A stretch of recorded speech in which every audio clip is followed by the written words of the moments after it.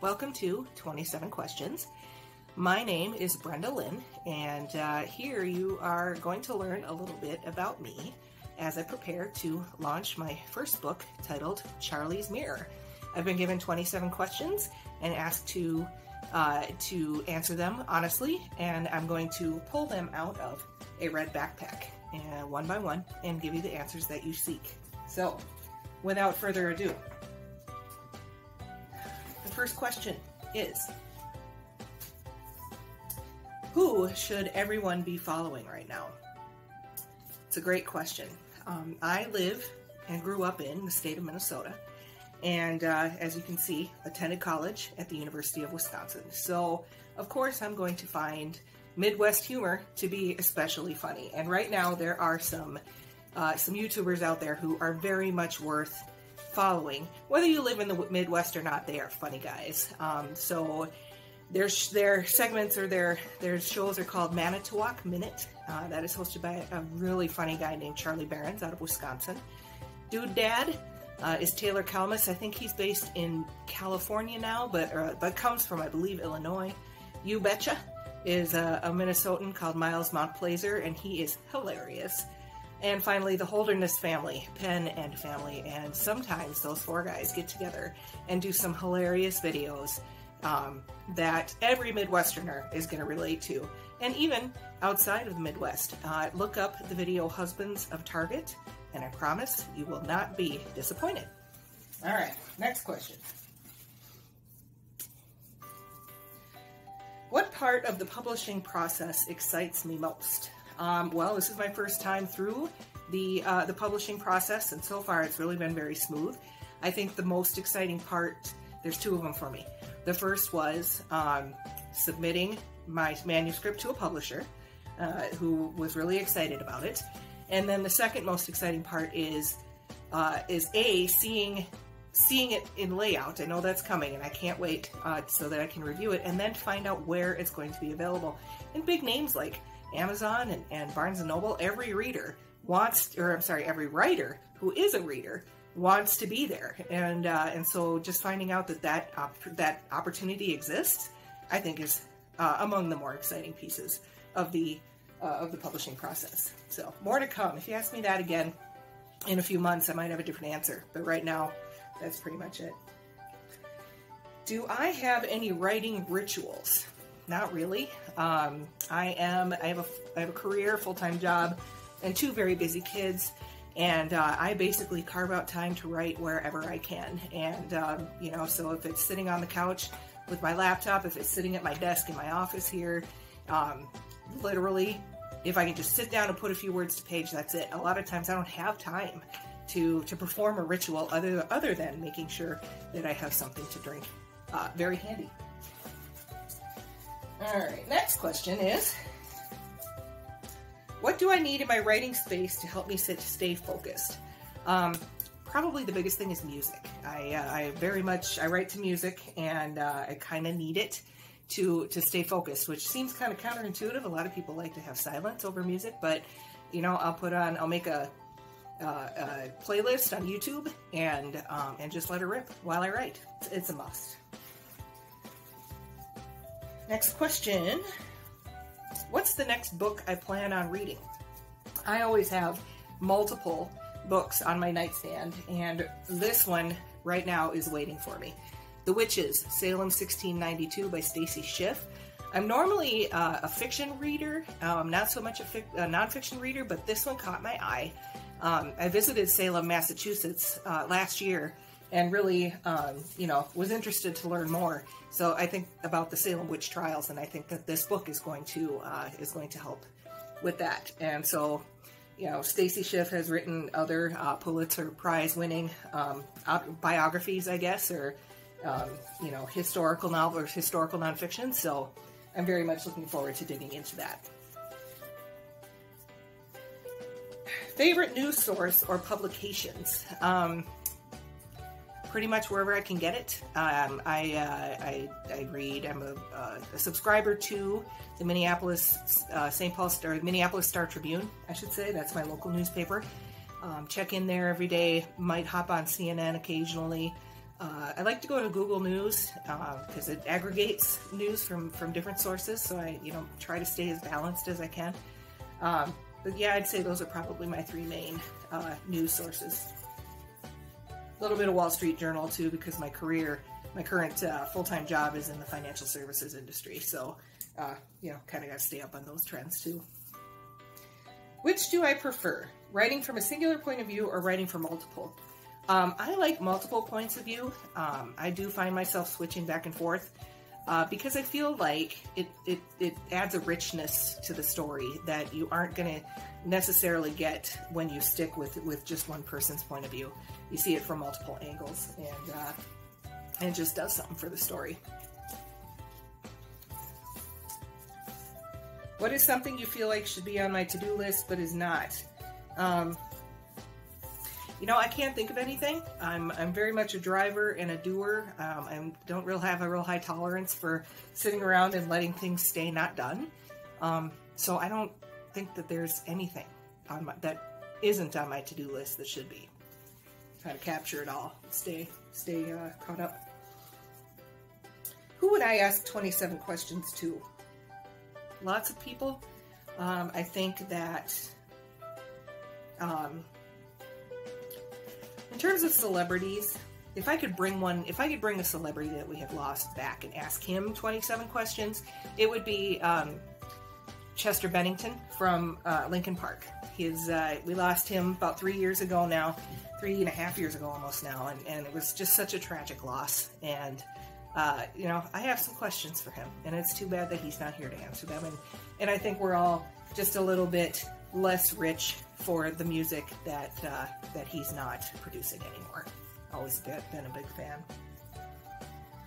If there was another era I could wake up in, when would it be? I took a women's history course when I was in college, and a big focus of that class was on the 1950s and post-war family values and the rise of kitchen appliances and how they made women's lives so much easier. And that was around the same time that I guess it would be my grandparents were raising kids. My parents were both born in the 1950s. And just to see what that traditional Pleasantville family was really like in the 1950s in America, I think would be absolutely fascinating.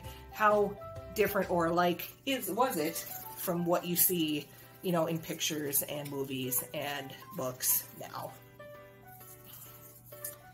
What is a genre I have not written anything in yet but would like to? Children's books. I have several ideas for children's books that I would like to commit to paper, and maybe someday I will. But right now, these big adult stories got to come out first to make room. Favorite drink or snack to pair while writing? Well, there's one for sure I must have on my desk, and it is bubbly, or any variety of sparkling water. Bubbly is my favorite. Cranberry is my favorite flavor, but I'm finding it a lot more difficult to find these days. So if anybody has any ideas about where I can get cranberry bubbly, please let me know. BrendaLyne.com. What is an item in your house that best describes me?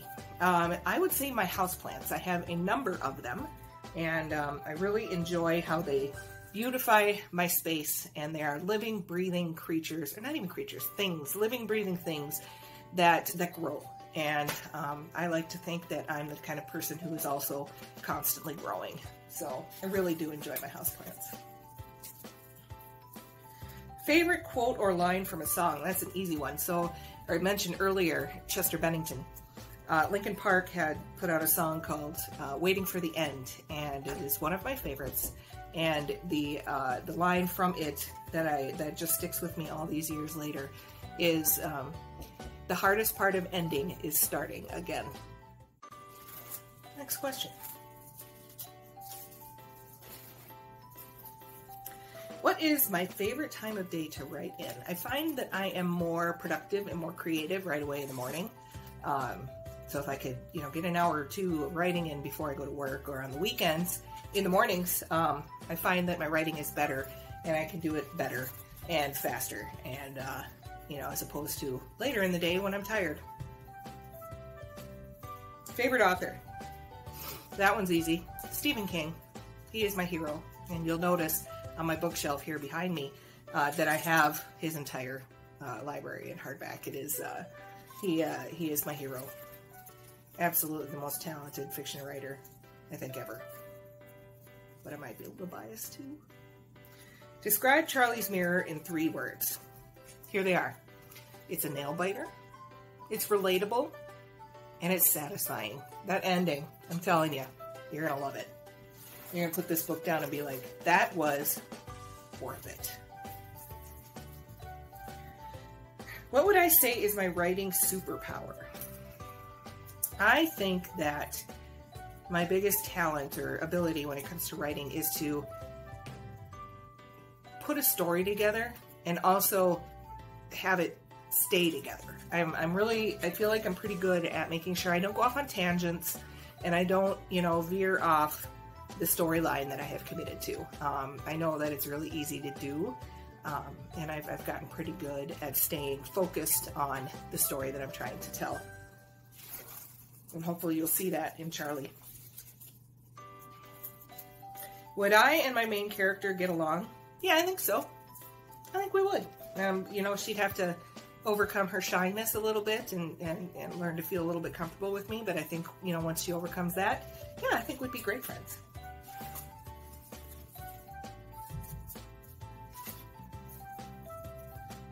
Who would I cast as Sarah and Charlie in a Charlie's Mirror movie? What author doesn't think of that when they are writing their novel? I do. And so I believe that Evan Rachel Wood, who I am becoming a bigger and bigger fan of every day, would make a fantastic Sarah. And for those of you who have kids who watch Disney shows, Austin and Ally star Ross Lynch, I think would make a fantastic Charlie. Just the best Charlie. So, Disney, call me. Next book I plan on reading. Didn't I already answer this question? Well, just in case I didn't, it's this one, The Witches, Salem 1692. Going to venture into some nonfiction and learn a little bit about the Salem witch trials. Last book I read. So this guy, Chris Norbury, he is a Minnesotan, local author, and recently published a second novel in a series, and it's called Straight River. My dad picked this up for me at a bookstore shortly after he found out that I was going to be moving forward with my dreams of becoming a published author. And so he stopped in at this bookstore, and the author was doing a signing. And so my dad bought this and got it signed. And so it's always fun to have a signed first edition, right? And I really liked it. It just was right up my alley. A mystery, thriller, suspense, keeps you on the edge of your seat. A little bit of a nail biter. So that was very enjoyable. 3 staples every reader should have on their bookshelf. That one's pretty easy. Every writer should have a dictionary and a thesaurus. Although maybe you don't need to have them on your bookshelf because those are very readily available as websites now. And then the other, which I use very heavily, by the way. And then the other staple is Stephen King's memoir on writing. If you want to be a writer, I highly recommend you read this book.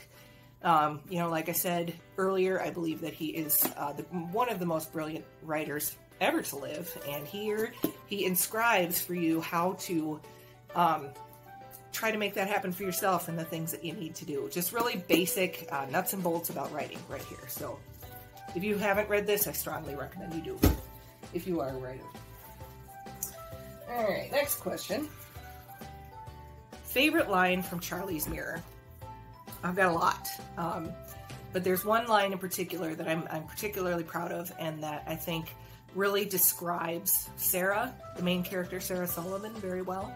And this is how it goes. She had never gotten an apology before from anyone. She appreciated this one, even if it was more of an expression of sympathy, more than she could possibly articulate. So she hugged Lauren back and hoped it would be enough. You got to read the book to learn more about what's going on there. What is a book you did not write but wish you did? I think every author has one or two of those too, and in my case, it's this classic, Water for Elephants by Sarah Gruen. I picked this up at an airport when I was traveling for work a few years ago. Didn't really have a really good idea of what it was I was getting myself into.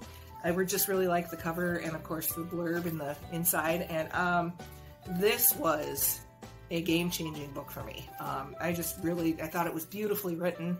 I loved the characters. I'm a fan of elephants anyway, and so, you know, just reading about the story of an elephant and the circus that it's in, you know, I just love this book. So I highly recommend it if you haven't read it. Water for Elephants by Sarah Gruen. I wish I'd written it. And then, if you could spend the day with another writer, who would that be? I actually have two. The first, of course, is Stephen King, for reasons I've already described. The second is an author by the name of P.J. Tracy. She is also local and started out as an author team with her mother, who passed a couple of years ago, and so now the daughter, is doing this on her own. And they're local here in Minnesota. They write the Monkey Wrench series of books, and I just found out today, actually, that they're coming out with a new series with new characters, and I'm very excited about that, too. So I would love to have coffee with P.J. Tracy and just pick her brain and learn about how she got to where she is with a series with 10 books and starting another one, and just really just kicking butt and taking names.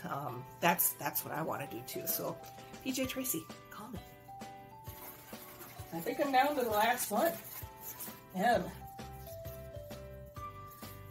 What would I say to anyone in a creative rut? I would say there's always a way. If you're feeling stuck, there is always a way.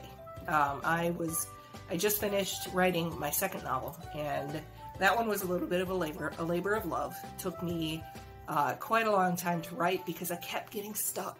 I could not make this story go, in the way that I had envisioned it. And so I had to stop.